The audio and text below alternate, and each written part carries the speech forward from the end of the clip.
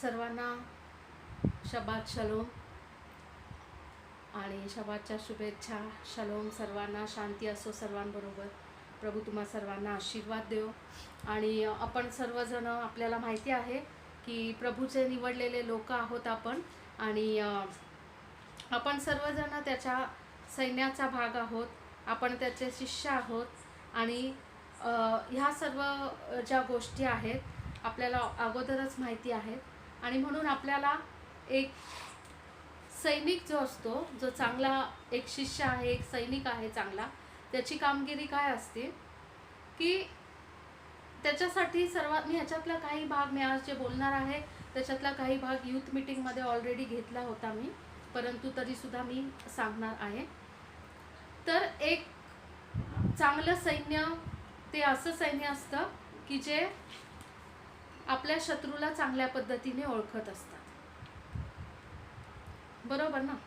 ज्या शत्रूशी आपण युद्ध करतो, जर आपल्याला त्या शत्रूची माहिती नसेल तर खूप मोठा प्रॉब्लेम होऊ शकतो.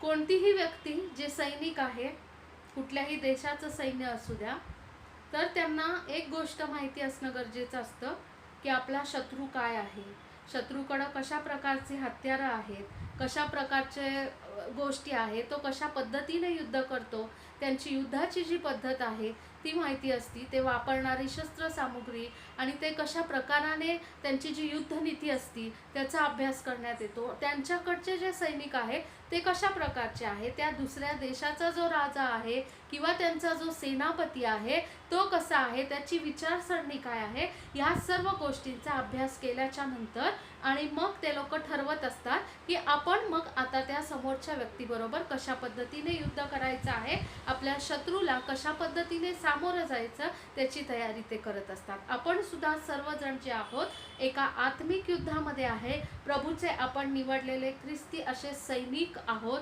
आपल्याला माहिती आहे इफिसकरास पत्र 6व्या अध्यायामध्ये ख्रिस्ती व्यक्तीची शस्त्रसामुग्री दिलेली आहे, मी वाचणार नाही. ते ह्याचसाठी दिले आहे, जो कोणी सैनिक होऊ इच्छितो त्याने ही शस्त्रसामुग्री धारण करावी असं नाहीये, तर ती प्रत्येक ख्रिस्ती व्यक्तीला धारण करायची. म्हणजे प्रत्येक व्यक्ती जो प्रभू येशू ख्रिस्ताचं नाव घेतो, ज्याचं तारण झालेलं आहे, तो प्रत्येक व्यक्ती ख्रिस्ताचा सैनिक आहे. आणि म्हणून सैनिकांना त्या काहीतरी नियम आहेत. तर त्याच्यापैकी आजचा जो एक नियम आहे, जो जशी मी प्रस्तावना दिली त्याप्रमाणे, की आपला जो शत्रू आहे त्याला देखील ओळखणं गरजेचं आहे. पवित्र शास्त्रात सांगितल्याप्रमाणे आपल्या सर्वांना माहिती आहे की आपलं जे युद्ध आहे हे रक्त मांसाबरोबर नाहीये, कुठल्या व्यक्तींबरोबर, मनुष्यांबरोबर आपण युद्ध करत नाही, तर ते अंतराळातील दुरात्मा समूह जे आहे आणि सैतानी अधिपती आहेत, त्याच्या ज्या शक्ती आहेत, त्याचे अधिकारी आहेत, यांच्याबरोबर आपल्याला आत्मिक पातळीवरती युद्ध करायचं आहे. आणि म्हणूनच पवित्र शास्त्र हे सांगतं की याच कारणास्तव आपली जी शस्त्रसामुग्री आहे, जी ख्रिस्ती व्यक्तीची शस्त्रसामुग्री आहे, ती दैहिक नाही तर आत्मिक आहे. आता हे आत्मिक युद्धासाठी आपण सज्ज होत असताना आपला शत्रू जो आहे तो सैतान आहे. मग त्याच्याबद्दल सुद्धा थोडी बहुत माहिती असणं आपल्याला गरजेचं आहे. मला बद्दल उपदेश करायला जास्त आवडत नाही, मी जास्त करून बोलत नसते त्याच्याबद्दल, परंतु काही गोष्टी महत्त्वाच्या आहे. पवित्र शास्त्रात सुद्धा त्याची माहिती दिलेली आहे, तर आपल्याला देखील काही गोष्टी समजणं गरजेचं आहे. आपला शत्रू जो आहे तो कुठल्या गोष्टीमध्ये आपल्यापेक्षा वरचढ ठरू शकतो हे समजणं आपल्याला गरजेचं आहे. किंबहुना एक सत्य समजणं आपल्याला गरजेचं आहे की आपल्या समोर जो शत्रू आहे त्याचा अगोदरच आपल्या प्रभूने पराभव केलेला आहे, तो अगोदरच हारलेला आहे, हे आपल्याला समजून घेणं पण गरजेचं आहे. आपल्या प्रभूने किती महान विजय आपल्याला दिलेला आहे हे देखील आपल्याला समजणं गरजेचं आहे. आणि त्याकरिता आपण काही गोष्टी थोड्या सैतानाबद्दल, जो आपला शत्रू आहे त्याच्याबद्दल सुद्धा पाहणार आहोत. त्याच्या गौरवासाठी नाही, तर त्याच्यातल्या कमी घटी समजून घेऊन जो आधीच हारलेला शत्रू आहे त्याला अजून पायाखाली तुडवण्यासाठी आपल्याला त्याच्याशी युद्ध करायचं म्हणजे त्याच्यावरती जय मिळवण्यासाठी युद्ध करायचं नाहीये. तो जय आपल्या प्रभू येशू ख्रिस्तानी त्या वधस्तंभावरती अगोदरच मिळवलेला आहे. त्याचं मस्तक त्याने ठेचलेलं आहे, त्याचे दात पाडून टाकलेले आहे. प्रभूने तो विजय आपल्याला दिलेला आहे. आपल्याला फक्त तो एक बनावट असं रूप घेऊन आपल्या समोर घाबरायला येतो, काहीतरी डाव युक्त्या कुयुक्त्या रचत असतो, आणि त्यावेळेस तो किती बलहीन आहे, किती निष्प्रभ आहे हे समजून घेऊन, आपण प्रभूमध्ये किती महान आणि विजयी आहे हे समजून घेऊन, त्याला न घाबरता त्याला पकडा, चांगला खाली पाडा आणि पायाखाली तुडवून टाका. हालेलुया. थोडीशी माहिती त्याच्यातल्या उणिवा समजून घेण्यासाठी. सर्वात महत्त्वाचं म्हणजे पवित्र शास्त्रामध्ये अनेक शास्त्र भाग आहेत ज्या ठिकाणामध्ये सैतानाबद्दलची माहिती दिलेली आहे. सैतानाला निरनिराळ्या नावांनी पवित्र शास्त्रामध्ये संबोधलेलं आहे. लुसिफर, दियाबल, जुनाट साप, प्रभात तारा आणि अशा प्रकारच्या अनेक नावं आहेत. त्याला खूप नावं आहेत आणखी. अक्युजर ऑफ ब्रदरन म्हणजे बंधुवर्गाला दोष लावणारा, हे सुद्धा त्याचं नाव आहे. गरजणारा सिंहाप्रमाणे फिरत असतो, ह्या अनेक उपमा दिलेल्या आहे. उत्पत्ती 1 मध्ये सुद्धा सापाचं रूप त्याने धारण केलं होतं, त्याला ती उपमा देण्यात आली होती. तर त्याला देखील अनेक नावं, अनेक संबोधनं, अनेक रूपकं आहेत आपल्या समोर सादर करण्याचे. त्याच्यापैकी एक सर्वात महत्त्वाचं म्हणजे, जे आपण कधीही विसरून न चालणारं, म्हणजे की सैतानाचं बॅकग्राऊंड जे आहे ती समजणं गरजेचं आहे. सैतान पण तेच करतो बरं का आपल्याबद्दल. आपली बॅकग्राऊंड जी आहे ना ती सगळी समजून घेण्याचा प्रयत्न करतो. योबाच्या पुस्तकात 1ला अध्याय जर तुम्ही वाचला तर तुम्हाला कळेल, जेव्हा देवपुत्र म्हणजे देवदूत जे आहेत ते प्रभू समोर येऊन उभे राहिले, त्यांच्याबरोबर सैतानही तिकडे आला. बॅकग्राऊंड कोणाची घेऊन आला होता? योबाची. त्याला तू हे दिलं, त्याला तू ते दिलं, त्याला तू ते दिलं म्हणून तो तुला नावं नाही ठेवत. त्याच्या सर्वस्वाला तू हात तर लावून पहा, मग बघ कसा करेल. प्रभूने विचारलेलं, माझा सेवक जो आहे इयोब नीतिमान आहे, त्याच्याकडे तुझं लक्ष गेलं का?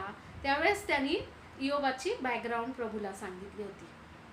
आपल्याबद्दल, प्रत्येकाबद्दल देखील तो तेच करत असतो. प्रभूच्या समोर ज्या वेळेस उभा राहतो, आपले बॅकग्राऊंड आणि चुका घेऊन उभा राहतो. इनफॅक्ट आणखी एक सत्य गोष्ट म्हणजे, आपल्या समोर सुद्धा ज्या वेळेस सैतान येत असतो त्यावेळेस तो आपली पार्श्वभूमी जी आहे, आपली बॅकग्राऊंड जी आहे ती घेऊन आपल्या समोर येत असतो, की तू तेव्हा असं पाप केलं होतं, तू त्यावेळेस अशी चूक केली होती, तुझं जीवन पापी आहे, तुझ्यामध्ये काही सामर्थ्य नाही, तू किती बलहीन आहे, तू किती निष्काम आहे, तू स्वतःला कमी लेख, तुझ्यापेक्षा किती चांगले लोक आहे, तुझं शिक्षण काही झालेलं नाही, तुझ्यामध्ये ही चूक आहे, तुझ्यामध्ये ती चूक आहे.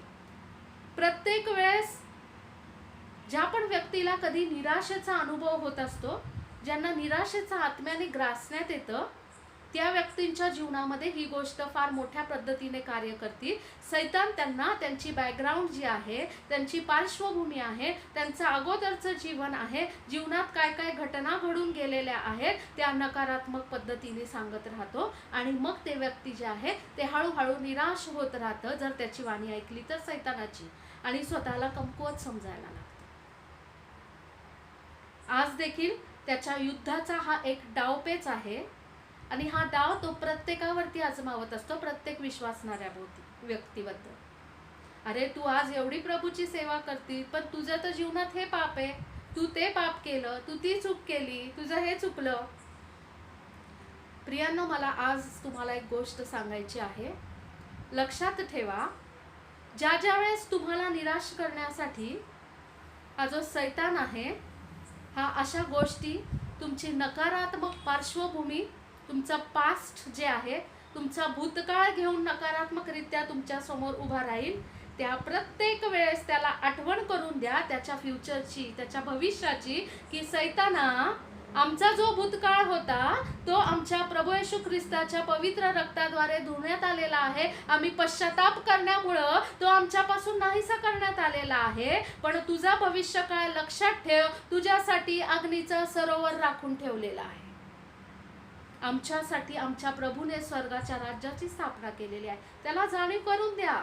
आणि जो व्यक्ती अशा पद्धतीने त्या सैतानाला हँडल करू शकतो ना, तो व्यक्ती कधीही निराशेत जात नाही, कधीच नाही जाणार निराशेमध्ये.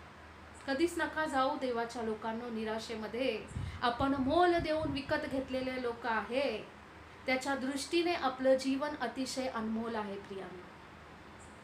म्हणून त्या लबाड फसव्या लबाडीचा बाप म्हटलेला आहे सैतानाला, त्याच्या खोट्या भूलतापांना बळी पडू नका.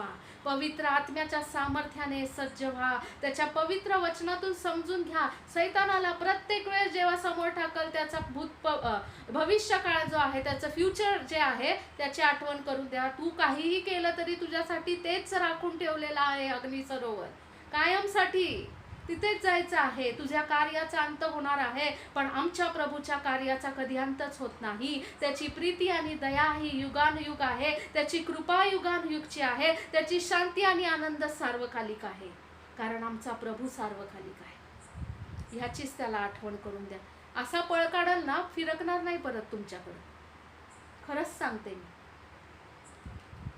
ट्राय करून बघा कधीतरी. लुसिफर जे आहे, शब्द जो आहे त्याचा अर्थच होतो की प्रकाश धारण केलेला, प्रकाशमान ताऱ्या त्याला म्हटलं होतं. त्याच्या ठाई प्रकाश होता, जो देवाचा प्रकाश आहे तो त्याच्या ठाई पण होता. पहिला मनुष्य जो घडवला त्याला सुद्धा परमेश्वराने तेच तेज दिलं होतं आदामाला, पापामुळे ते नष्ट झालं. त्याच्यासाठी अनेक शब्द दिलेले आहेत, पण एक शास्त्र भाग आपण वाचणार आहोत. यहजकेल याचा 28वा अध्याय. मी युथ मीटिंगमध्ये ह्याच्यामधून सांगितलं होतं. यहजकेल याचा 28वा अध्याय आपण वाचूया.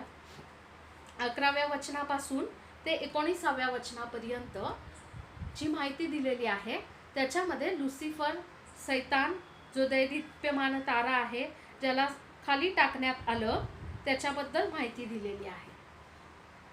मी आता संपूर्ण शास्त्रभाग वाचणार नाहीये, तुम्ही त्याच्यावरती नंतर मनन करा. पण मी तुम्हाला काही जे वचन आहे त्याच्यातून हायलाइट्स सांगणार आहे, त्याच्याबद्दलची माहिती सांगणार आहे. 13 ते 16 जर आपण वाचलं तर त्या ठिकाणामध्ये त्याच्याबद्दल अनेक गोष्टी सांगितल्या आहेत. मी 9 गोष्टी प्रामुख्याने तुम्हाला सांगेलाच. पहिला मुद्दा हा आहे सैतानाबद्दलचा, की सर्वात प्रथम आपल्या सर्वांना माहिती आहे सैतानाचा उल्लेख पवित्र शास्त्रात अगदी पहिल्या पुस्तकाच्या पहिल्या अध्यायातच झालेला आहे. उत्पत्ती 1 मध्येच, उत्पत्ती 2 मध्ये एदेन जी बाग होती तिथं सापाचं रूप घेऊन सैतान होता. देवाची जी बाग आहे त्या ठिकाणामध्ये, जी एदेन या ठिकाणामध्ये होती, आणि त्या बागेत सुद्धा सैतान उपस्थित होता. हा पहिला पॉइंट त्याच्याबद्दलचा. दुसरा पॉइंट, जर आपण 13वं वचन वाचलं तर त्या ठिकाणात म्हटलंय देवाचा बाग एदेन यात तू होतास, आणि तिथून पुढे म्हटलेलं आहे अलोक, पुष्कराज, हिरा, लसना, गोमेद, यास्फे, नीलमणी, 5 माणिक व सोने असे अनेक तऱ्हेचे जवाहीर तुझ्या अंगभर होते. त्याच्या संपूर्ण अंग जे आहे, त्याचं जे शरीर आहे, हे या 9 प्रकारच्या मौल्यवान अशा रत्नांनी बनवण्यात आलं होतं. जर आपण पवित्र शास्त्रामध्ये अभ्यास केला तर जुन्या करारात सुद्धा प्रत्येक जो वंश आहे त्याला एक मौल्यवान असं रत्न देण्यात आलं होतं. 12 वंशाच्या प्रमाणे 12 रत्न होते. जो महायाजक होता त्याचं उरपट जे असायचं, ब्रेस्टप्लेट ज्याला आपण म्हणतो, त्याच्यावरती सुद्धा ते 12 जे मौल्यवान रत्न आहे ते त्या 12 जे ट्राईब्स आहे, जे वंश आहे, त्यांच्या स्मरणार्थ लावण्यात येत होते. आणि आपण मागच्या वेळेस पाहिलं, मागच्या शुक्रवारी पवित्र शास्त्रामधून नवी यरुशलेमेबद्दलची माहिती पाहिली, आणि त्या ठिकाणामध्ये सुद्धा त्या 12 रत्नांचा उल्लेख करण्यात आलेला आहे. आता सर्वत्र 12 रत्न आहे, पण सैतानाकडे मात्र 9च आहे. त्याच्या मागे पण एक रहस्य आहे.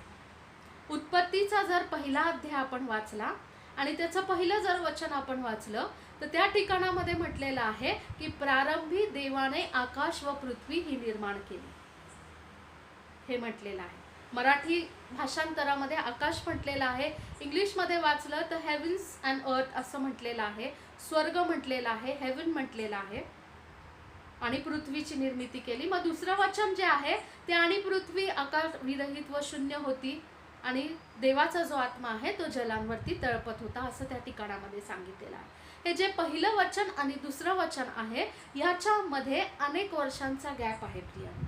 प्रारंभी म्हणजे सर्वात प्रथम जे पहिलं वचन दिलेलं आहे त्या ठिकाणात देवाने सर्वात अगोदर स्वर्गाची निर्मिती केली आणि त्यानंतर पृथ्वीची निर्मिती केली. आणि जर दुसऱ्या वचनाचा संदर्भ पाहिला तर पृथ्वी ही आकारविरहित आणि शून्य आहे. देवाने पृथ्वी पण निर्माण केली होती स्वर्गाबरोबर, पण ती तशीच ठेवली होती, त्याच्यावरती काही निर्मितीचं कार्य आरंभिलं नव्हतं. पण जेव्हा स्वर्ग तयार केला त्यावेळेस प्रभूने अगोदर स्वर्गाची रचना आणि स्वर्गामधल्या सर्व गोष्टी ज्या आहेत हे बनवायला सुरुवात केली होती. Excuse me.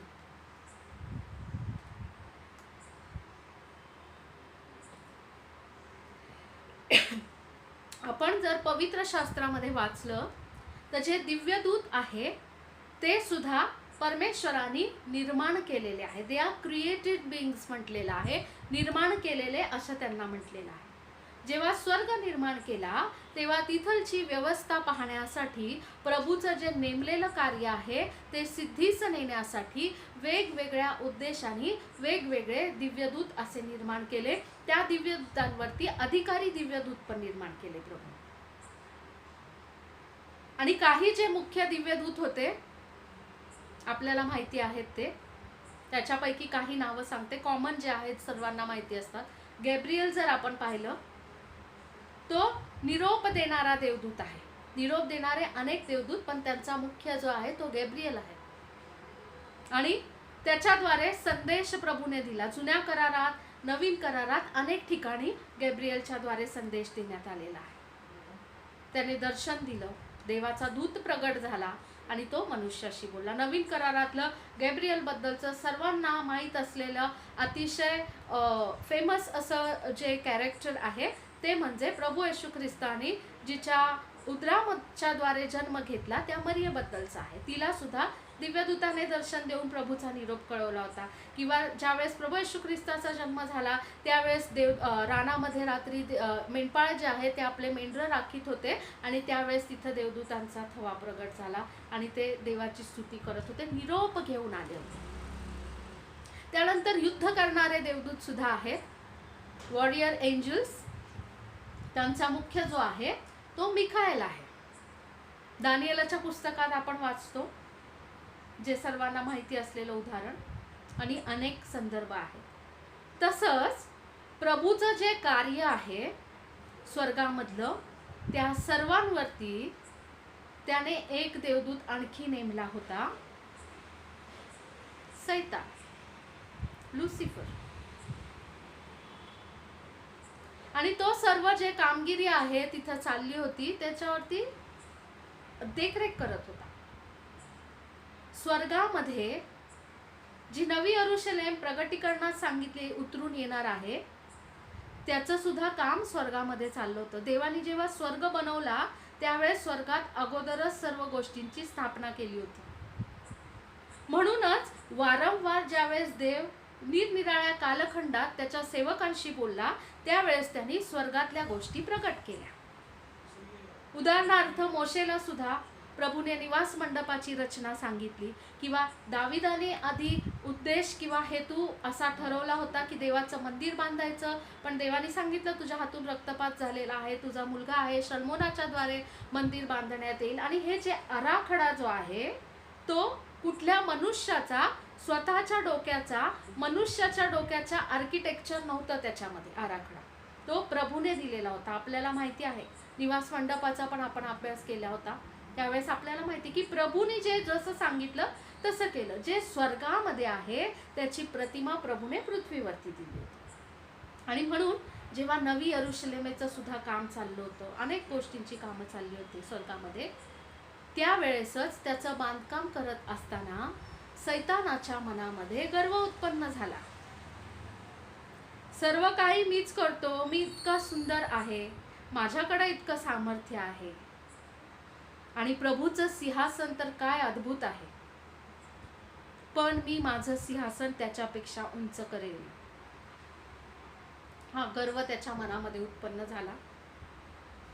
आणि त्याचं ऐकणारे जे 1/3 देवदूत आहे त्यांना त्याने फसवलं, फितवलं, आणि त्यांनी सुद्धा असत्याची वाणी ऐकली.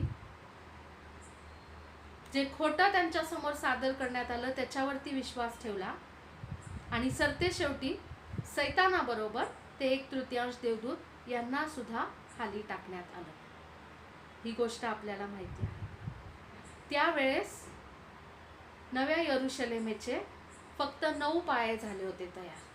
प्रत्येक पायाच्या वेळेस एक मौल्यवान रत्न वापरण्यात येत होतं, आणि ते प्रत्येक रत्न लुसिफरला मिळत होते. जेव्हा 9 पाये झाले पूर्ण, ते 9 रत्न त्याला मिळाले, पण त्यावेळेस त्याला खाली टाकण्यात आलं. पुढचे 3 जे आहे ते त्याच्याकडून मिस आउट झाले. गर्वामुळं परिपूर्णतेपर्यंत पोहोचूच शकला नाही. पण प्रभू येशू ख्रिस्त हा असा एक आहे की तो संपूर्ण देव आणि संपूर्ण मानव रूपामध्ये पृथ्वीवरती प्रगट झाला, आणि तो जीवन एक परिपूर्ण असं जगला प्रियांनो. आणि त्याने आज आपल्याला जे त्याच्या नावासाठी वेगळे केलेले आहे, आपल्याला देखील ती कृपा पुरवली आहे. जितके त्याच्या नावावरती विश्वास ठेवतात, त्याच्या वचनामध्ये चालतात, त्या प्रत्येकाने ख्रिस्तासारखं व्हावं, परिपूर्णतेपासून परिपूर्णतेकडे वाटचाल करावी, यासाठी त्याने आपल्या प्रत्येकाला पाचारण केलेलं आहे प्रियांनो. सैतानाची तर संधी चुकलेली आहे, पण मनुष्याला मात्र अजूनपर्यंत संधी उपलब्ध आहे. जोपर्यंत प्रभूचं येणं होत नाही, आपला श्वास काढून घेण्यात येत नाही, तोपर्यंत आपल्याला ती संधी उपलब्ध आहे की आपण अधिक आणि अधिक ख्रिस्तासारखं स्वतःला सज्ज करावं, आणि ख्रिस्तासारखं स्वतःला सादर करण्याचा प्रयत्न करावा. ही थोडी लुसिफरची स्टोरी सांगितली तुम्हाला, म्हणून 9 रत्न आहेत त्याच्याकडे. त्याच्यानंतर जर त्याच वचनात वाचलं तर खंजिऱ्या व बासऱ्या यांचे कसब तुझ्या येथे चालत असे, तुला निर्मिले त्या दिवशी त्यांची योजना झाली. ज्या दिवशी त्याची निर्मिती झाली त्याच दिवशी परमेश्वराने त्याचे जे पंख आहे त्याच्यामध्ये वाद्य होते प्रिया, आणि ते वाद्य वाजवून त्या पंखांचा ज्यावेळेस तो उपयोग करायचा, त्याच्यात मधून सूर निघायचे, कारण त्याच्यात निरनिराळी वाद्य ठेवण्यात आली होती, आणि त्याद्वारे तो परमेश्वराचा गौरव करत होता.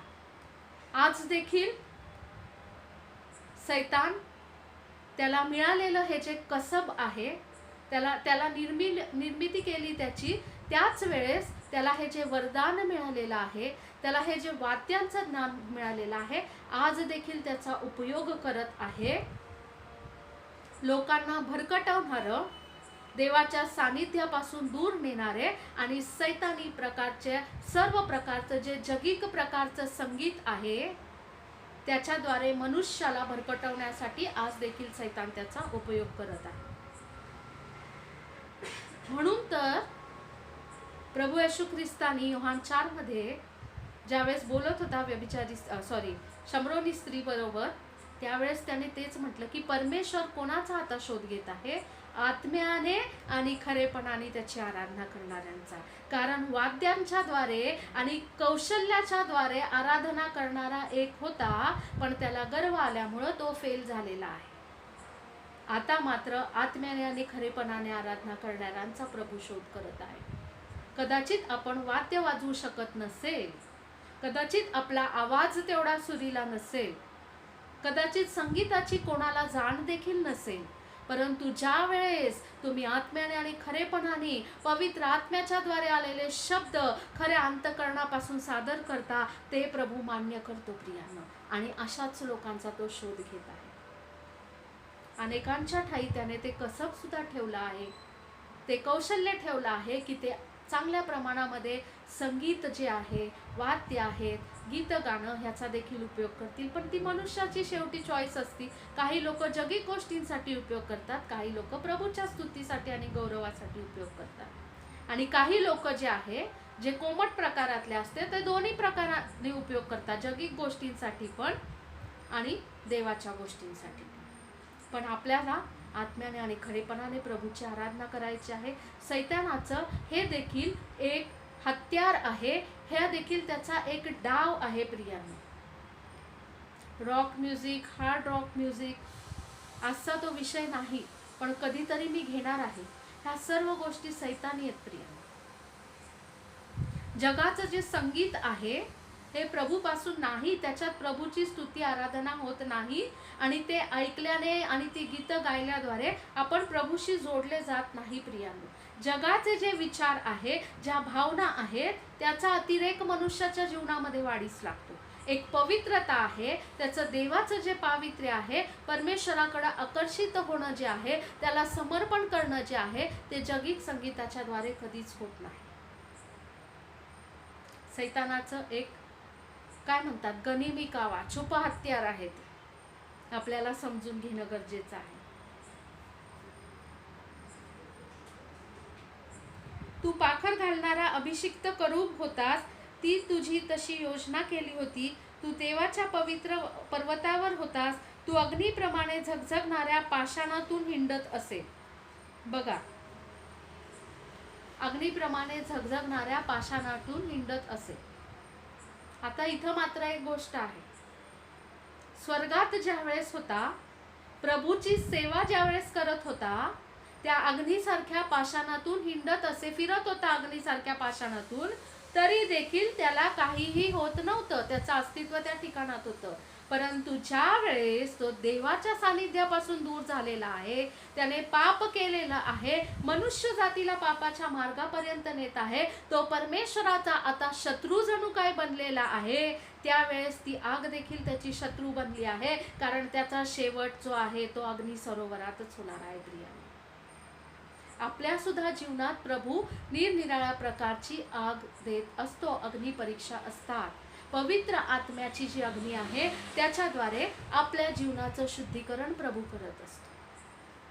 प्रभूचं सामर्थ्य आणि त्याची समक्षता जी आहे ती मनुष्याला अग्नीच्या धोक्यापासून वाचवत असते. शद्रक मेषक अबेदनगोची गोष्ट पण माहिती आहे. 7 पट तप्त भट्टी होती, त्याच्यामध्ये त्यांना टाकण्यात आलं. जे लोक फक्त टाकण्यासाठी आले त्या भट्टीच्या दरवाजापर्यंत ते जळून गेले, परंतु हे मात्र अगदी निर्धास्त फिरत होते, कारण जो सैन्यांचा यहोवा परमेश्वर आहे, अग्नीचा निर्माण करता परमेश्वर आहे, त्यांच्या सोबत त्या ठिकाणामध्ये होता प्रियांनो. देवाचं वचन म्हणून तर सांगतं की तू जलांवरून चालशील परंतु तू बुडणार नाही, तू अग्नीतून चालशील पण ते तुला पोळणार नाही. हे अभिवचन देणारा परमेश्वर आज देखील जिवंत आहे आणि तो आपल्या सोबत आहे. त्याच्या त्या शब्दामध्ये आज देखील ते सामर्थ्य आहे. कदाचित प्रत्यक्षाची अग्नी नसेल पण निरनिराळ्या परीक्षा असतात, अग्नी परीक्षांप्रमाणे वाटत असतं, परंतु त्या प्रत्येकामध्ये घाबरून जाऊ नका माझ्या प्रियांनो. त्या अग्नीला कंट्रोलमध्ये ठेवणारा, ज्याच्या पुढे अग्नी सुद्धा नमन करते, तो परमेश्वर आपल्या सोबत आहे प्रियांनो. आणि म्हणूनच आपल्याला देखील काहीच होत नाही, त्याच्यामधून तो आपल्याला सुखरूप बाहेर काढत असतो, सुखरूप बाहेर काढत असतो, कारण आपला प्रभू जिवंत आहे आणि महान आहे प्रियांनो. पहा, इस्रायलाच्या रक्षकाला झोप लागत नाही व तो डुलकीही घेत नाही, हे देवाचं वचन सांगतं. तुम्ही आणि मी झोपत असू पण आपला प्रभू कधीच झोपत नाही प्रियांनो. आपलं संरक्षण आणि सांभाळ करण्यासाठी सदैव तत्पर असतो. इतक्या महान परमेश्वराची आपण लेकरं आहोत, त्याचे किती आभार आपण मानावे या गोष्टीसाठी. देवाच्या पवित्र पर्वतावरती तो होता आणि म्हटलं तुम्हाला की तो पाषाणांमधून सुद्धा चालत होता.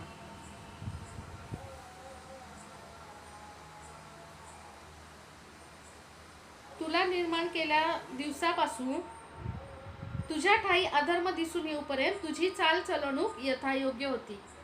जोपर्यंत अधर्म त्यांनी पापच केलं नाही तोपर्यंत देवाच्या दृष्टीने त्याची चाल चलवणूक योग्य होती. परमेश्वराने जे नेमून दिलेलं काम होतं, त्याला अपॉइंट ज्या कामासाठी केलं होतं, तो विश्वासूपणे तोपर्यंत ते काम करत होता.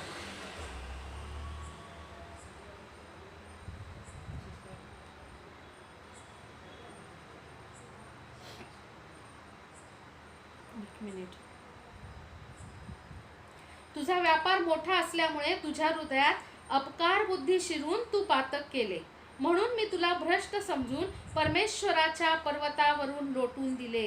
हे पाखर घालणाऱ्या करूबा, त्या अग्नीप्रमाणे झगझगणाऱ्या पाषाणांमधून काढून मी तुझा नाश केला आहे. मला हे वचन ह्याच्यासाठी आवडतं की त्याची शेवटची लाईन काय म्हणतीये, मी तुझा नाश केला आहे. प्रभूने अगोदरच त्याचा नाश केला आहे. त्याच्यासाठी नाशाचा जो शब्द आहे, त्याच्या संपूर्णपणे नष्ट होण्याची जी घोषणा आहे ती प्रभूने अगोदरच केली आहे. प्रियानो, आपल्याला जशी ख्रिस्तामध्ये मनुष्य जातीला ख्रिस्त हा आपल्यासाठी गौरवी आशा आहे असं देवाचं वचन सांगतं. ज्यांच्या कोणाच्या पापांची क्षमा झाली आहे तो व्यक्ती किती धन्य हे देवाचं वचन सांगतं. आपल्या प्रत्येकाला प्रभूमध्ये स्वर्गीय स्थानात बसविले जाण्याचे अधिकार प्राप्त झालेले आहेत. ज्या कोणाच्या पापांची क्षमा झाली आहे, ज्या कोणी प्रभू येशू ख्रिस्ताला तारणारा म्हणून स्वीकारलेला आहे, आपल्या प्रत्येकाला त्याची पुत्र आणि कन्या स्वर्गाचं वारीस होण्याचा अधिकार मिळालेला आहे. आणि एक दिवस आपला जिवंत प्रभू नक्की येणार आहे आपल्याला त्याच्या सोबत घेऊन जाण्यासाठी. मंडळीचं उचललं जाणं होणार आहे आणि ही आपल्यासाठी सार्वकालिक जीवन जे आपल्याला प्राप्त होणार आहे, ही गौरवी आशा आपल्याला प्रभू येशू ख्रिस्तामध्ये आहे. प्रियानो, संपूर्ण मानवजातीला आहे. जितके कोणी त्याची वाणी ऐकून त्याचा स्वीकार करतात, प्रभू येशू ख्रिस्ताचा तारणारा म्हणून स्वीकार करतात, त्या प्रत्येकासाठी ही संधी उपलब्ध आहे की ख्रिस्त आपल्यासाठी गौरवी आशा आहे. परंतु सैतानासाठी नाशाचा, न्यायाचा शब्द अगोदरच घोषित करून ठेवलेला आहे. पवित्र शास्त्रामध्ये त्याची घोषणा केलेली आहे. जो जिवंत शब्द आहे प्रभू परमेश्वराचा, त्याच्यामध्ये अगोदरच सांगितलेला आहे की तुझा नाश देवाच केलेला आहे, ठरलेला आहे. प्रियांनो, तुझ्या सौंदर्याच्या अभिमानाने तुझे हृदय उन्मत्त झाले, तुझ्या वैभवाने तुझी बुद्धी भ्रष्ट झाली. मी तुला भूमीवर आदळले, राजांनी तुझा तमाशा पाहावा म्हणून त्यांच्या पुढे तुला टाकले. त्याची बुद्धी भ्रष्ट झाली. जेव्हा गर्व येतो मनुष्यामध्ये, तेव्हा त्या मनुष्याची बुद्धी भ्रष्ट होत असते. इथे स्पष्ट म्हटलंय, सौंदर्याच्या अभिमानाने तुझे हृदय उन्मत्त झाले. त्याला सर्वात सुंदर असा करूप बनवलं होतं. त्याच्या मौल्यवान रत्न, सोने हे उपयोगात आणले होते आणि त्याच्या पंखांमध्ये वाद्य ठेवलेले होते. किती सुंदर अद्भुत बनवलं होतं प्रभूंनी त्याला. परंतु मला जे प्राप्त झालेलं आहे हे माझं काहीच नाहीये, माझ्या प्रभूची ही कृपा आहे. हा विचार ज्यावेळेस मनातून जातो आणि माझं हे किती छान, माझं ते किती छान, माझं सगळ्यात चांगलं एज्युकेशन झालेलं आहे, मी खूप श्रीमंत आहे, मी दिसायला खूप सुंदर आहे, मला खूप चांगल्या पगाराची नोकरी आहे, मला खूप सुंदर गाता येतं, मला चांगली वाद्य वाजवता येतात, माझ्यासारखं कोणी बोलू शकत नाही, मला देवाच्या वचनाचं खूप ज्ञान आहे. अशा अनेक गोष्टी ज्यावेळेस हळूहळू मनात येतात, त्यावेळेस आपोआप हे मला प्रभूपासून प्राप्त झालेलं आहे, हे त्याच्या कृपेमुळे प्राप्त झालेलं आहे, हे विचार मागे पडत राहतात आणि हळूहळू सैतान जो आहे पुन्हा एकदा एक छुपी चाल खेळत असतो त्या ठिकाणात आणि मनुष्याचं मन जे आहे जसं त्याच्या बाबतीत घडलं होतं तसंच तो मनुष्याच्या बाबतीत घडवण्याचा प्रयत्न करतो आणि उन्मत्तपणाचे आणि मग गर्वाचे विचार येत राहतात मनात. आधी मी कोणीतरी आहे पासून सुरुवात होते आणि नंतर मीच सर्वस्व आहे इथपर्यंतचा प्रवास सैतान करवतो. म्हणून आपल्याला प्रभू येशू ख्रिस्ताने किती सुंदर उदाहरण घालून दिलेलं आहे. शिष्यांचं पाय धुतले त्याने. तुम्हापैकी जो कोणी श्रेष्ठ होऊ पाहतो त्याने सर्वांचा दास व्हावे. काय सुंदर सांगितलं आहे आपल्या प्रभू येशू ख्रिस्ताने. या सैतानाच्या चालींपासून आपण शिकाव्या गोष्टी, त्याच्या मोहांना बळी पडू नये याकरता त्याला जे परस्पर विरोधी जी कृती आहे ती करणं गरजेचं आहे हे आपल्याला प्रभू येशू ख्रिस्ताने सांगितलं. प्रियांनो, देवाचा पुत्र, सृष्टीचा निर्माण करता परमेश्वर स्वतः या पृथ्वीवरती मनुष्य रूप घेऊन आला, तरी देखील त्याचा जन्म मात्र गाईच्या गोठ्यात झाला. प्रियांनो, त्याला बाळ असताना सुद्धा झोपायला गव्हाणी मिळाली. गवत ठेवलेलं असतं. गव्हाणी म्हणजे जनावर ज्याच्यामध्ये गवत चारा ठेवतात खाण्यासाठी, त्याला गव्हाणी म्हणतात. त्याला राजासारखं काही नाही. देवाचं वचन सांगतं मनुष्याच्या पुत्राला डोकं टेकवायला देखील जागा मिळाली नाही. त्याने एका साधारण सुताराच्या कुटुंबामध्ये जन्म घेतला. राजे ज्यावेळेस आले होते त्याचा शोध घ्यायला, ज्ञानी मागी लोक आले, त्यांना वाटलं अरे राजांचा राजा जन्मालाय म्हणून कुठं पोचले, राजवाड्यात पोचले, चुकीच्या व्यक्तीकडे गेले, हेरोदाकडे. मीपणा घेऊन बसला होता हेरोद, सैतानाचं चिन्ह आहे. प्रभू येशू ख्रिस्तानी नियमच बदललेत प्रियांनो आपल्यासाठी. जर सैतानावरती आपल्याला विजय व्हायचा आहे तर आपल्या ठाई नम्रता असणं फार गरजेचं आहे. आपण पुष्कळ वेळेस चूक करतो.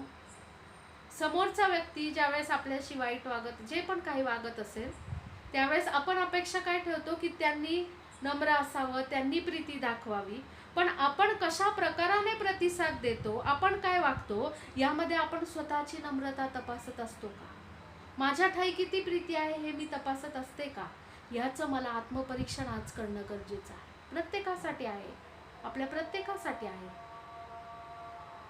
की समोरचे सुद्धा कोणी कसंही वागू द्या, आपण सुद्धा प्रतिक्रिया देताना नम्रता आहे का आपल्या ठाई? परमेश्वराचा स्वभाव आहे का? प्रीती आहे का? प्रीती सर्व पापांची रास झाकून टाकते. मी झाकत आहे का सर्व पापांची रास? हे जे नम्रता, प्रीती ह्या गोष्टी आहेत ना प्रियांनो, प्रभू येशू ख्रिस्ताच्या जीवनातूनच खऱ्या शिकाव्यात. त्याच्याशिवाय कोणी शिकवू शकत नाही. परिपूर्ण व्यक्तिमत्व होतं. पण एक गोष्ट आहे, मला प्रभूंनी शिकवली त्याच्या जीवनातून. मला आज सांगायला तुम्हाला आनंद वाटेल ती गोष्ट. नम्रता, प्रीती जे पण असेल ना, प्रभूंनी कधीच कधीच कधीच दुसऱ्यांच्या जीवनामध्ये तपासली नाही प्रियांनो. स्वतःच्या जीवनातून कायम प्रगट करत राहिला. आपल्या समोर पण तोच किस्सा आहे. समोरच्यांमध्ये शोधायची नाही, आपल्याला आपल्या जीवनातून प्रगट करायची आहे. समोरच्यांसाठी तर तो बोलला आहे, बापा यांना क्षमा कर, कारण हे काय करतात यांना ठाऊक नाही. ज्यावेळेस त्या चोराने त्याच्यावर विश्वास दाखवला, त्याला अभिवचन दिला, आज तू मजबरोबर सुख लोकात असशील. ह्याच्यापेक्षा महान प्रीती आणि नम्रतेचं उदाहरणच जगात कधीच कुठंच सापडणार नाही. इतका महान परमेश्वर आहे. त्याच्या जीवनातून मला प्रभूने या गोष्टी शिकवल्या.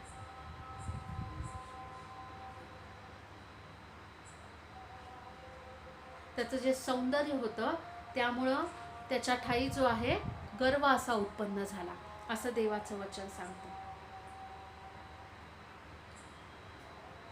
जो प्रकाश, देवाचं गौरव, त्याचं तेज, त्याचं जे वरदान दिलेलं होतं प्रभूने, की जे प्रभूच्या गौरवासाठी, प्रभूच्या कामगिरीसाठी त्याने उपयोगात आणावं, त्याचाच त्याने गर्व केला.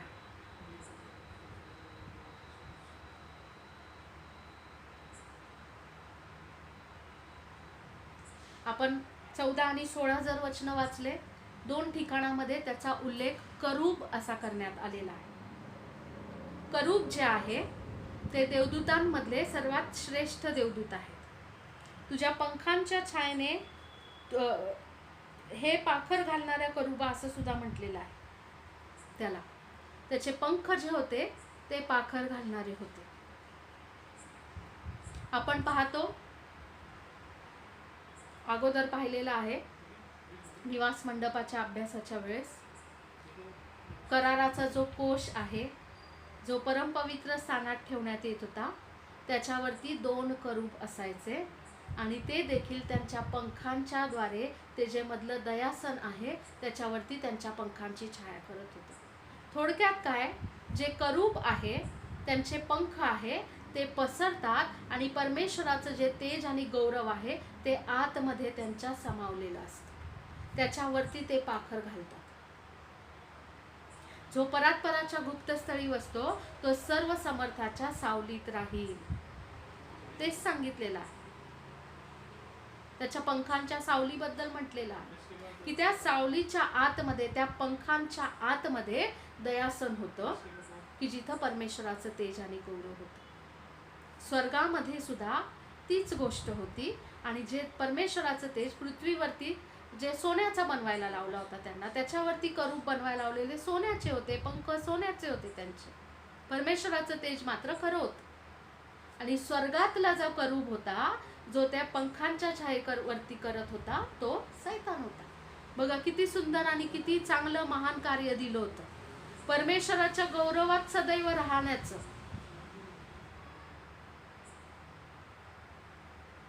परंतु उन्मत्तपणा, गर्व केला, माझ्या ठाई असलेल्या गोष्टींचा, वरदानं, कृपादानं आपण कधी गर्व करू नये प्रियांनो.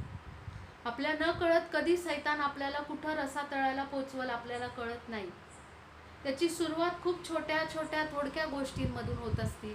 आपण दुर्लक्ष जर करत राहिलो, आपल्या लक्षातही येत नाही, कधी देवाच्या सानिध्यापासून आपण दूर जातो, कधी त्याच्या समक्षतेपासून आपण दूर होतो, वेगळं केले जातो. म्हणून आपल्याला सदैव त्याच्या समक्षतेत राहायचं आहे, त्याच्या सानिध्यात राहायचं आहे. आपण जर प्रगटीकरणाचा 4था अध्याय वाचला आणि त्या ठिकाणामध्ये सुद्धा करूबांबद्दल म्हटलेलं आहे, त्याचं 7वं वचन वाचूयात आपण. स्वर्गामध्ये पण जे करूब आहेत त्याच्याबद्दलचं आहे. प्रगटीकरणाचं पुस्तक याचा 4था अध्याय आणि त्याचं 7वं वचन.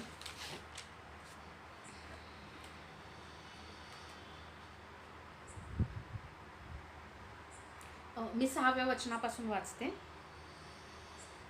राजासनापुढे स्फटिकासारखा जणू काय काचेचा समुद्र होता आणि राजासनाच्या मध्यभागी व राजासनाच्या 4 बाजूस पुढे व मागे अंगभर डोळे असलेले 4 प्राणी होते.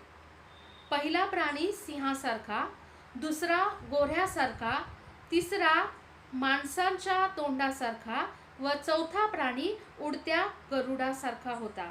त्या 4ही प्राण्यांना प्रत्येकी 6 पंख असून ते प्राणी आतून बाहेरून सर्वांगी डोळ्यांनी भरलेले होते आणि पवित्र पवित्र जो होता, जो आहे व जो येणार, तो सर्वसमर्थ प्रभुदेव असे ते रात्रंदिवस म्हणत, ते कधीच थांबत नाहीत.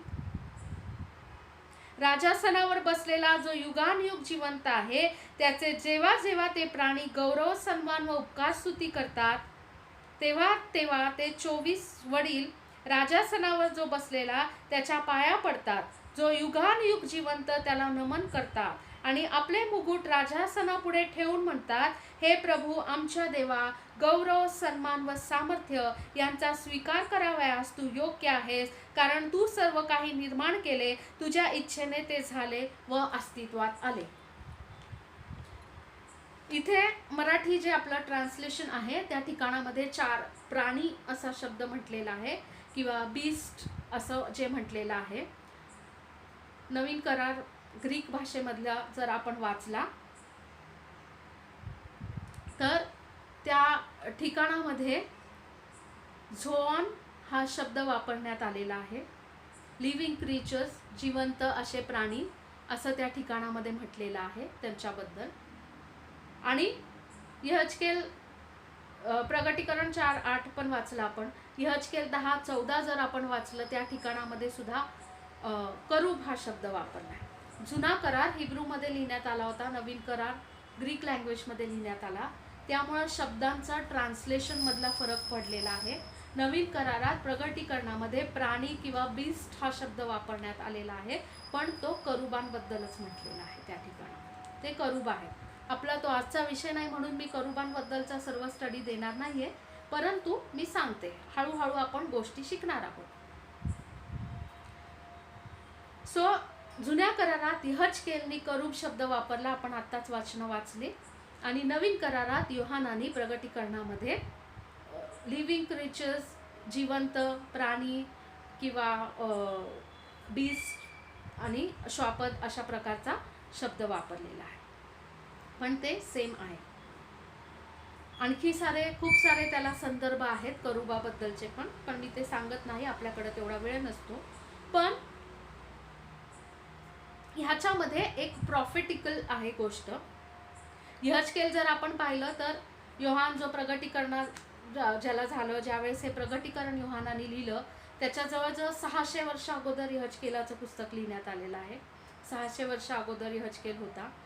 आणि म्हणून जे पण काही स्वर्गामध्ये आहे मी तुम्हाला तेच सांगितलं, जुना करार जो दिलेला आहे मोशेच्या द्वारे नियमशास्त्र नंतर देण्यात आलं, आणि ह्या सर्व ज्या गोष्टी बाकी पण संदेश त्यांना प्रगटीकरण झालं. प्रत्येक गोष्ट जे स्वर्गात आहे त्याची प्रतिमा प्रभूने दिलेली आहे पृथ्वीवर, त्याचं रिफ्लेक्शन आहे, त्याची एक परावर्तित झालेली इमेज आहे, त्याची प्रतिकृती आहे. आणि म्हणून ते सर्व प्रभू येशू ख्रिस्ताच्या ठाई पण पूर्ण होतं. पवित्र शास्त्रातलं कुठलं पण वचन काढा, कुठलाही अध्याय काढा, काही पण काढा, ते प्रत्येक गोष्ट प्रभू येशू ख्रिस्ताच्या जीवनामध्ये सुद्धा परिपूर्ण होते, कारण तो परिपूर्ण परमेश्वर आहे.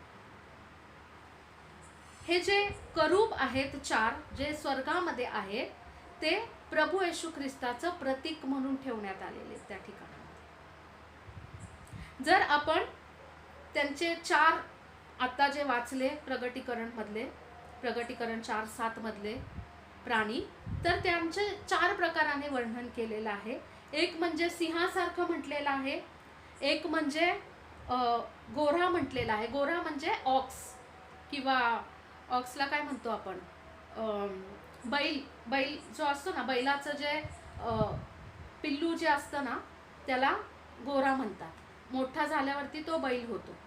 आणि त्यांचे जे गायीचे जे बछडे असतात, पिल्लं असतात, जर ती गाय असेल, फिमेल असेल तर त्याला कालवड म्हणतात, आणि जर तो मेल असेल तर त्याला गोरा म्हणतात. ओके, सो बैल थोडक्यामध्ये ऑक्स. ओके, गोरा म्हणजे. आणि मनुष्यासारखा आहे, आणि एक उडणाऱ्या गरुडाप्रमाणे आहे. ह्याच 4 गोष्टी आहेत करूबांच्या. ते स्वर्गामध्ये आहे, यहजकेलाच्या पुस्तकात पण आहे, त्यांनी पण सांगितलेलं आहे. जुन्या करारात अनेक ठिकाणी पाहिलं, योहानाने पण पाहिलं, तर त्यावेळेस काय देवानी त्या योहानाला दाखवण्यासाठी काही नवीन बनवलेलं नाही. जे होतं अगोदरच्या संदेश त्यांनी पाहिलं तेच योहानाने पण पाहिलेलं प्रगटीकरणामध्ये. ठीक आहे, आणि त्यांनी ज्यावेळेस ते पाहिलेलं आहे, आणि ह्या ज्या गोष्टी आहेत त्या प्रगट करतात 4 शुभवर्तमान, मत्तय, मार्क, लूक आणि योहान. मत्तयकृत शुभवर्तमान, मार्ककृत शुभवर्तमान, लूककृत शुभवर्तमान, योहानकृत शुभवर्तमान, हे 4 शुभवर्तमान आहे. त्याच्याबद्दल सांगितलेलं आहे. जे मत्तयकृत शुभवर्तमान आहे त्याच्यामध्ये सांगितलेलं आहे की प्रभू येशू ख्रिस्त आहे तो यहुदाचा सिंह आहे, त्या रूपामध्ये त्याला प्रगट केलेला आहे. Lion is the lion of Judah, यहुदाचा सिंह तो आहे, आणि त्या रूपामध्ये मत्तयाने त्याला प्रगट केलेला आहे. जो दुसरा करूब आहे, जो गोऱ्याप्रमाणे आहे, बैलाप्रमाणे आहे. बैल काय करत असतो की एक ओझं वाहनं, शेतामध्ये काम करणं. बैलाचे निरनिराळे उपयोग असतात. शेतकऱ्यांचा मित्र आपण म्हणतो ना बैलाला, कारण त्यांचं ओझं पण व्हायचं काम करतो, शेत नांगरायची कामं, आणखी खूप सारी शेतातली कामं असतात, ते बैल आणि बैलाच्या द्वारे ते लोक करत असतात. त्यांच्यासाठी फार महत्त्वाचे असतात, नांगरणी सगळ्या गोष्टी करतात. थोडक्यामध्ये तो त्यांची सेवा करत असतो, एक सर्वंट आहे, तो सेवक आहे. जो बैल आहे तो सेवकाचा स्वभाव प्रगट करतो, नम्रतेचा प्रगट करतो, काम करत राहतो, तो ओझ्याने लादण्यात येतं, त्याला मदत करतो तो कामामध्ये. मार्ककृत शुभवर्तमानामध्ये प्रभू येशू ख्रिस्ताला त्याच रूपामध्ये प्रगट करण्यात आलेला आहे. मग अशीच मी म्हटलं, तुम्हापैकी जो कोणी श्रेष्ठ होऊ पाहतो त्याने सर्वांचा सेवक व्हावे. प्रभूने तेच केलं, सर्वांची सेवा केली त्यांनी. तो उत्तम गुरुजी होता, त्याचे शिष्य होते, परंतु तो त्यांचा बॉस नव्हता. प्रिया, तो गुरुजी होता त्यांचा, त्यांना शिकवत होता. त्याच्या जीवनामधून नम्रता आणि नम्रता, प्रभूची सेवा कशी करावी. अहो कष्टी व भाराक्रांत जन हो, तुम्ही सर्व मजकडे या, माझे सोयीचे आणि हलके जू जे आहे, ओझ आहे, ते तुम्ही घ्या, तुमचं जड ओझ मला द्या. एका सेवकाच्या रूपामध्ये त्याला प्रगट करण्यात आलं. लूककृत शुभवर्तमान आहे, त्या ठिकाणामध्ये लूकानी प्रभू येशू ख्रिस्ताला सन ऑफ मॅन किंवा मनुष्याचा पुत्र या रूपात प्रगट केलेला आहे. जर तुम्ही लूककृत शुभवर्तमान वाचलं तर त्या ठिकाणामध्ये सारखं दिसल, मनुष्याचा पुत्र ह्या कारणास्तव प्रगट झाला, मनुष्याच्या पुत्राने असे केले, मनुष्याचा पुत्र जो प्रभू येशू ख्रिस्ताचा स्वभाव आहे. हे तिसऱ्या करूबाच्या बद्दल सांगितलेलं आहे. आणि चौथा जो करूब आहे, जो उंच उडणारा गरुड आहे, सर्वात उंच. गरुड कसा असतो? सर्व पक्ष्यांपेक्षा उंच उडतो. ज्यावेळेस पाऊस सुद्धा पडत असतो तर बाकीचे पक्षी काय करतात? झाड किंवा कुठंतरी आडोसा बघतात आणि तिथे जाऊन थांबतात. पण गरुड काय करतात? जे पावसाचे ढग असतात त्याच्यावरती उडतात. ते कधी पावसात भिजत नाही. सर्वात उंच उडणारा असतो गरुड. आणि तसंच सांगितलेलं आहे की जे नाव सर्व नावाहून श्रेष्ठ करण्यात आलेलं आहे, जे नाव सर्व नावाहून उंच करण्यात आलेलं आहे, ते नाव प्रभू येशू ख्रिस्ताचा आहे. तो स्वर्गातून आपल्याला योहान एकच माहिती, योहान कृत शुभवर्तमानाची सुरुवातच होती. देवाचा शब्द देही झालेला, प्रारंभी शब्द होता, शब्द देवाचा होता, शब्द देव होता, तो शब्द देही झाला, त्याने आमच्यामध्ये वस्ती केली. जो देवाचा शब्द आहे, जे नाव आहे, जो देवाचा शब्द जो सर्वात उंच करण्यात आलेला आहे. देवाचं वचन सांगतं, मी आपल्या नावाहून आपल्या वचनाची थोरवी वाढवलेली आहे. देवानी सांगितलेलं आहे की त्याच्या सर्व जे नाव आहे त्याच्यापेक्षा श्रेष्ठ नाव प्रभू येशू ख्रिस्ताचं करण्यात आलं, जे सर्वात उंच नाव आहे. आणि तेच नाव दिवंत देवाचा शब्द आहे. आणि तेच योहान कृत शुभवर्तमानामध्ये सांगण्यात आलेलं आहे की त्याला देवाचा पुत्र म्हणण्यात आलेला आहे. आणि म्हणूनच योहान कृत शुभवर्तमान आपण जेव्हा बायबल स्कूल घेत होतो त्यावेळेस मी होमवर्क पण दिला होता की त्या ठिकाणामधून शोध घ्यायचा होता आपल्याला की येशू ख्रिस्तानी मी आहे हे स्टेटमेंट तिथं दिलेले आहेत योहान कृत शुभवर्तमानामध्ये.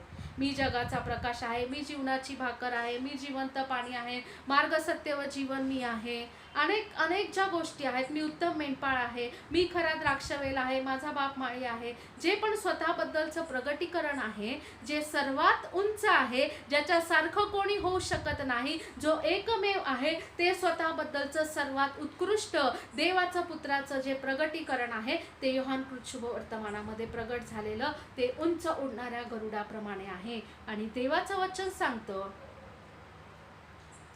तरुण थकतील, भर ज्वानीतील ठेचा खातील, पण परमेश्वराची आशा धरून राहणारे गरुडाप्रमाणे नवी शक्ती संपादन करतील. त्याची आशा आपल्याला त्याच्या पवित्र वचनातून मिळते. त्याच्या पवित्र वचनातून जी आशा आपल्याला मिळते ती आपल्याला त्या गरुडासारखी नवीन शक्ती देत असते की आपण उंच आणि उंच उडू शकू. प्रियांनो, किती अद्भुत आहे आपला परमेश्वर. अर्थात त्या करूबांचा अजून सुद्धा पुष्कळ अभ्यास आहे. देवाच्या वचनातली कुठली गोष्ट त्याचा एकच अर्थ लावून आपण थांबू शकत नाही. त्याचे हजारो लाखो करोडो प्रगटीकरणं असतात प्रियांनो, कारण ते तितकं अद्भुत महान वचन आहे. पण आपण त्याच्यातलं एक थोडकासा भाग, एक छोटासा भाग आज समजून घेण्याचा प्रयत्न केलेला आहे. मला जास्त कॉम्प्लिकेटेड टॉपिक्स घ्यायचे नव्हते, पण आज आपल्यासाठी काय गरजेचं आहे हे जे कॉम्प्लिकेटेड वाटणारेच विषय आहे त्याच्यामधून मी सोपं करून सांगण्याचा प्रयत्न केला. आज आपल्यासाठी ते काय आहे, ते कशाबद्दल सांगतात? ते देवाच्या सिंहासनासमोर ते 4 प्राणी प्रभू येशू ख्रिस्ताबद्दलच्या स्मरणार्थ ठेवलेले आहेत. त्यांनी दिलेल्या जे बलिदान आहे संपूर्ण मानवजातीसाठी, आणि सर्वात महत्त्वाचं म्हणजे पुनरुत्थानाचं प्रथम फळ सुद्धा तो आहे. याची सतत स्मरण ते देवाच्या समोर ठेवण्यात आलेलं आहे. आणि आपल्याला सुद्धा तो त्याच्यासारखंच बनवणार आहे. आपल्याला त्याच्यासारखं बनायचा प्रयत्न करायचा आहे. याचं स्मरण सुद्धा प्रभूला सतत आहे. आणि म्हणून ते 4 प्राणी त्या ठिकाणात ठेवण्यात आलेले आहे. आपण शनिवारचं बायबल स्कूल घ्यायचो त्यावेळेस मी फोटोज आणि व्हाईट बोर्डवरती चित्र काढून सुद्धा दाखवलं होतं की ते प्राणी कुठं आहेत, काचेचा समुद्र कुठं आहे, या सर्व गोष्टी आपण अगोदरच पाहिल्या होत्या. परंतु आज मला त्याच्याबद्दल म्हणायचं आहे. पण आपण आता गौरवाच्या गोष्टी पाहिल्या, ह्याचा तर आपल्याला विसर पडूच नये. पण मला अजून एक गोष्ट सांगायची आहे की ते 4 प्राणी स्वर्गात आणखी एका गोष्टीसाठी स्मरणार्थ ठेवले आहे. गौरवी स्मरण तर प्रभू येशू ख्रिस्तामध्ये आपल्याला जे प्राप्त होणार त्याच्याबद्दल आहे, पण आणखी एका गोष्टीचं स्मरण होतं त्या ठिकाणात, जो म्हणजे फसवणारा आहे, जो लबाडीचा बाप आहे, ज्याला तिथून टाकण्यात आलेला आहे, ज्याला तिथून खाली टाकण्यात आलेलं आहे, त्याला बाहेर काढण्यात आलेलं आहे, त्या सैतानाचे सुद्धा स्मरण त्या ठिकाणामध्ये येतं. आणि मनुष्याने सुद्धा ते लक्षात ठेवावं की ते जे 4 करूब आहे, जो एक मनुष्य रूपामधला करूब आहे, जर आपण मत्तई 4:3 वाचलं तर त्या ठिकाणामध्ये आपल्याला कळतं की सैतान जो आहे हा मनुष्याला मोहात घालत असतो. मत्तई कृत शुभवर्तमान याचा 4था अध्याय आणि 3रं वचन वाचूयात आपण.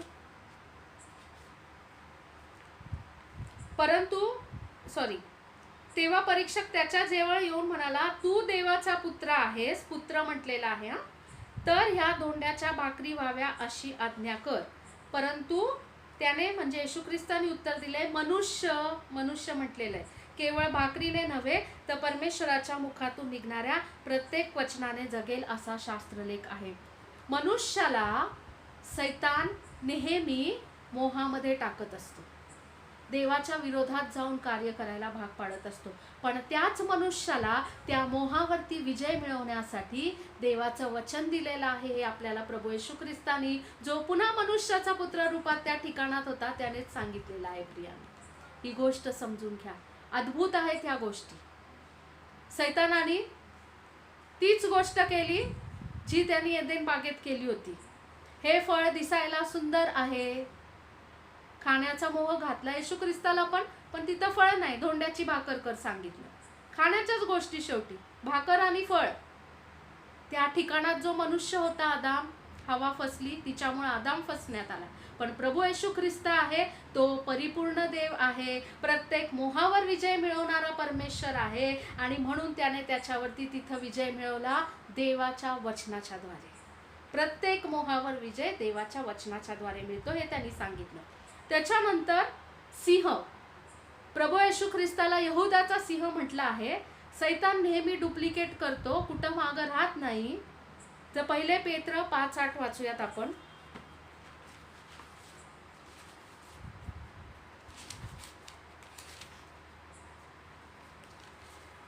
पेत्राचे 1 पत्र 5वा अध्याय आणि 8वं वचन. सावध असा, जागे रहा, तुमचा शत्रू सैतान हा गरजणाऱ्या सिंहासारखा कोणाला गिळावे हे शोधत फिरतो. यहूदाचा सिंह जो प्रभू येशू ख्रिस्त आहे, परत यांनी इथं मनुष्याला फसवण्यासाठी एक फसवरूप धारण केलेलं आहे. सैतान जो आहे तो गरजणाऱ्या सिंहाप्रमाणे कोणाला गिळावे हे शोधत फिरतो, या ठिकाणात म्हटलेलं आहे. म्हणून त्याचं फसवरूप आपण समजून घेणं गरजेचं आहे. जो यहूदाचा सिंह प्रभू येशू ख्रिस्त आहे, तोच खरा सिंह आहे, त्यालाच खरे अधिकार आहेत. बाकी जो गिळंकृत करत फिरण्याचा प्रयत्न करतो, हा मात्र फसवा सैतान आहे. इथं सुद्धा अजून एक अद्भुत गोष्ट सांगितली आहे या वचनामध्येच, की सावध असा, जागे रहा, तुमचा शत्रू सैतान हा गरजणाऱ्या सिंहासारखा कोणाला गिळावे हे शोधत फिरतो. आपण शाळांमध्ये शिकलेलो आहे सिंहाबद्दल, नाही तर गुगल करून बघा, माहिती नसेल जास्त तर. सिंह जो आहे त्याचं भक्ष्य कसं खात असतो, फाडून खातो तो, फाडून. त्याचे दात जे असतात त्याच्यात सामर्थ्य असतं, एकदम बळकट चांगले असतात, सुळे असतात, आणि त्याचं जे सावज मिळेल त्याला इतकं गच्च तो पकडतो आणि मग त्याला फाडून तो खाऊन टाकतो. पण इथं गिळंकृत करायला म्हटलेलं आहे, कारण जो फसवा सैतान आहे त्याच्या मुखामध्ये दात नाहीत. प्रियांनो, 2000 वर्षापूर्वी ज्यावेळेस प्रभू येशू ख्रिस्तानी क्रूसावरती त्याचं मस्तक ठेचलेलं आहे, त्यावेळेसच त्याचे दात पडलेले आहे. त्यांनी हल्ला जरी केला तरी सुद्धा कुठला सिंह, तुम्ही गुगल करून बघा, माहिती बघा, कुठला सिंह गिळून अन्न खात नाही, तो फाडून अन्न खातो. पण त्याच्यामधलं ते सामर्थ्य प्रभूंनी नष्ट केलेलं आहे. प्रियांनो, तो सामर्थ्यहीन आहे, तो हरलेला आहे, तो फक्त भय घालवायचं काम करतो, फक्त भीती दाखवत असतो तो. म्हणून त्याला घाबरू नका, त्याला आठवण करून द्या की तुझे दात माझ्या प्रभूने पाडून टाकलेले आहे, तू फाडून खाऊच शकत नाही, तू हरलेला आहे. फक्त गर्जनांमध्ये तुझ्या सामर्थ्य नाही. आमचा जो परमेश्वराच्या नावाचा जय घोष आहे तो तुझ्या फसव्या गर्जनेपेक्षा आणि घाबरवणाऱ्या शब्दापेक्षा अधिक सामर्थ्यशाली आहे. आणि म्हणून प्रभूच्या नावाचा गजर आपल्याला करायचा आहे. प्रियांनो, तिसरी गोष्ट, ईगल, उंच उडणारा गरुड जे आहे, प्रभूबद्दल म्हटलेलं आहे, आपल्याला पण देवानी त्याच उपमा सर्व दिल्यात. सैतान तिथं पण कॉपी केल्याशिवाय राहत नाही. इफिस्करास पत्र 2 अध्याय.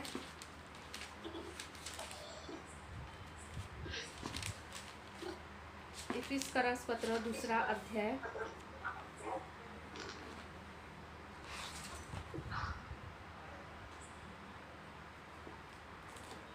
इफिस्करास पत्र याचा 2 अध्याय आणि त्याचं 2 वचन.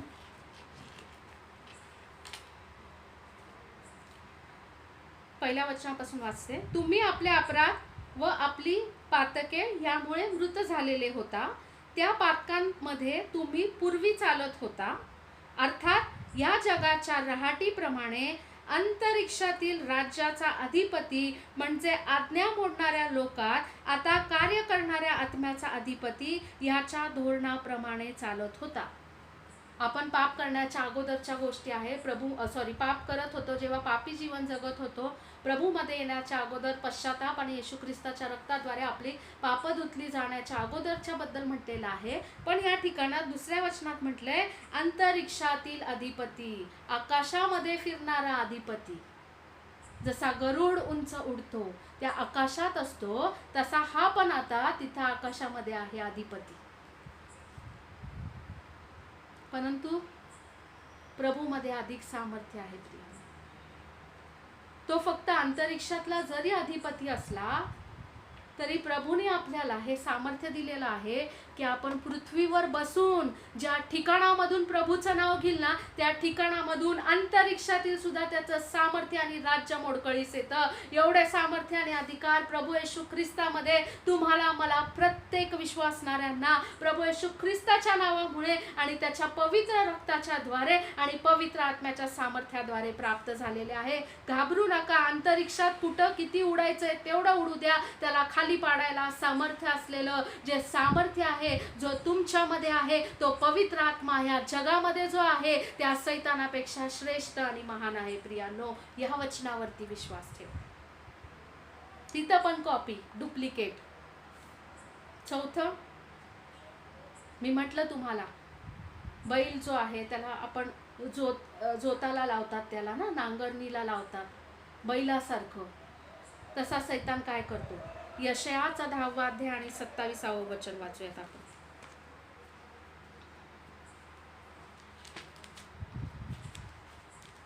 यशाया याचा 10 अध्याय आणि 27 वचन. Hallelujah Jesus, glory. धन्यवाद येशू. हालेलुया.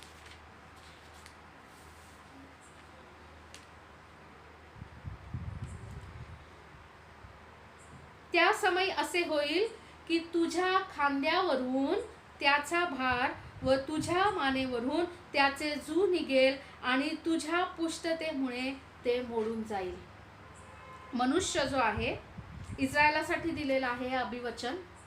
अर्थात आपण आत्मिक इस्रायल आहोत प्रभूमध्ये, आणि म्हणून आपल्याला सुद्धा आत्मिकरित्या हे अभिवचन आहे की सैतानाने मनुष्याच्या मानेवरती जे भार ठेवलेला आहे, त्याच्या खांद्यावरती जे जू ठेवलेला आहे, एखाद्या बैलाला त्या आपण जुंपतो कामासाठी, त्याच्या मानेवरती ते ओझं ठेवण्यात येतं, तसं ठेवलेलं आहे. परंतु प्रभू म्हणतो की तुझ्या पुष्टतेमुळे ते मोडकळीस येईल आणि तुझ्या मानेवरून ते जू निघेल म्हटलेलं आहे.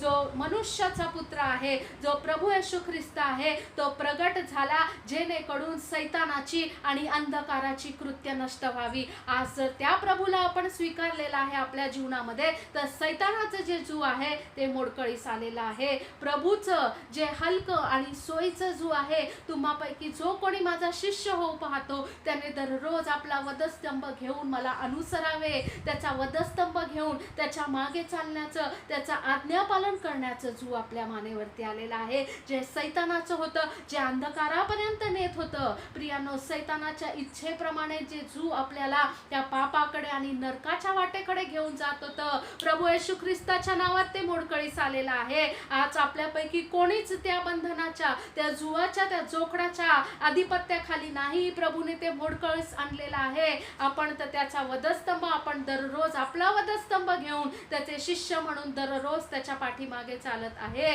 त्याचं जे सोयीचं आणि हलकं असं जू आहे, जे लोकांच्यासाठी शुभवर्तमानाचं कार्य करायचं आहे, जे नम्रतेचं आहे, जे प्रीतीचं आहे, असं सोयीचं आणि हलकं जू घेऊन आपण चालत आहोत. प्रियांनो, सैतानाने त्या ठिकाणामध्ये सुद्धा डुप्लिकेट करण्याचा प्रयत्न केला, पण प्रभूने मात्र त्याचे सर्व डावपेच मोडकळीस आणलेले आहे. स्वर्गात सुद्धा त्याचं स्मरण ह्याच्याचसाठी ठेवलेलं आहे की त्याचा पुत्र प्रभू येशू ख्रिस्ताच्या द्वारे सैतानाच्या ह्या सर्व योजना मोडकळीस आलेल्या आहे. मनुष्य जातीला स्वातंत्र्य दिलेलं आहे. सत्य ज्या समजेल त्याला ते सत्यबंध मुक्त करेल. आज असत्याच्या जुवाखाली जो पण कोणी असेल, त्या प्रत्येकाने त्याच्या वचनाचं, जे परिपूर्ण वचनाचं जे सत्य आहे ते स्वीकारावं आणि ते असत्याचं जे जू आहे, जे जोखड आहे, जे बंधन आहे, ते तुमच्या जीवनातून नक्की मोडकळीस येणार आहे. प्रियांनो, कारण आपला प्रभू आपल्याला कुठल्या बंधनात, कुठल्या जुवाखाली ठेवत नाही.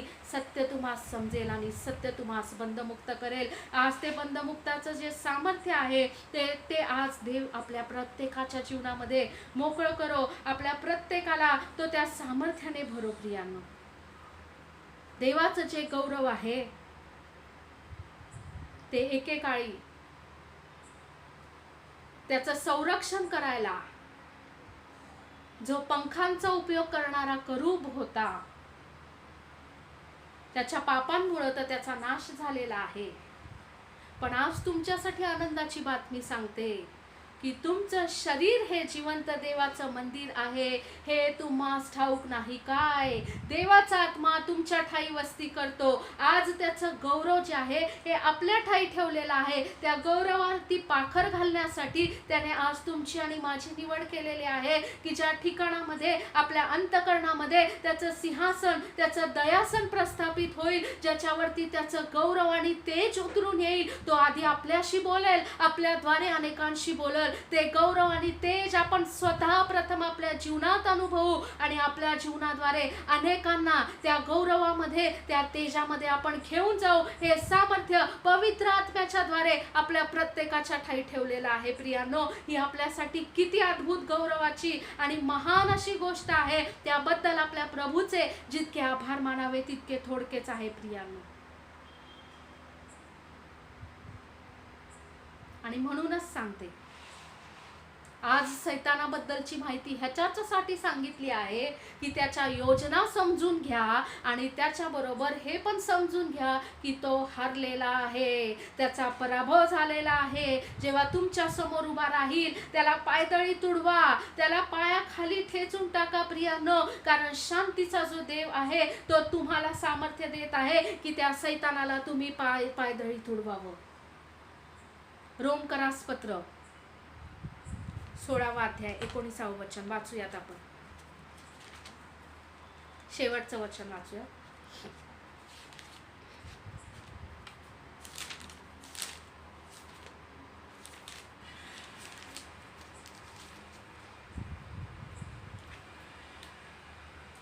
तुमचे आज्ञापालन सर्वांना प्रसिद्ध झाले आहे, म्हणून मी तुम्हाविषयी आनंद मानतो. आज्ञापालन करणं आपल्यासाठी गरजेचं आहे. देवाच्या आज्ञा पाळल्या पाहिजेत. तरी जे चांगले आहे त्या संबंधाने तुम्ही शहाणे असावे आणि वाईटाविषयी साधे भोळे असावे अशी माझी इच्छा आहे. आणि 20वे वचन बघा. आज आपल्यासाठी प्रभू ह्या वचनातून बोलत आहे. प्रियांनो, आज अनेकांना या वचनातून तो सामर्थ्य देत आहे. शांतीचा देव सैतानाला तुमच्या पायाखाली लवकरच तुडवील. आपल्या प्रभू येशू ख्रिस्ताची कृपा तुम्हा सर्वांबरोबर असो. आज या ठिकाणातून जात असताना, आज हा मेसेज आपण संपवत असताना मला तुमच्या मनामध्ये हेच विचार घालायचे आहे. या वचनावरती 20व्या मनन करा. जो शांतीचा देव आहे, जो शांतीचा प्रिन्स ऑफ पीस ज्याला म्हटलेला आहे, शांतीचा राजकुमार ज्याला म्हटलेला आहे, तो आपला प्रभू येशू ख्रिस्त आहे. तो सैतानाला त्याच्या नाही प्रियांनो, तुमच्या आणि माझ्या पायाखाली लवकरच तुडवणार आहे.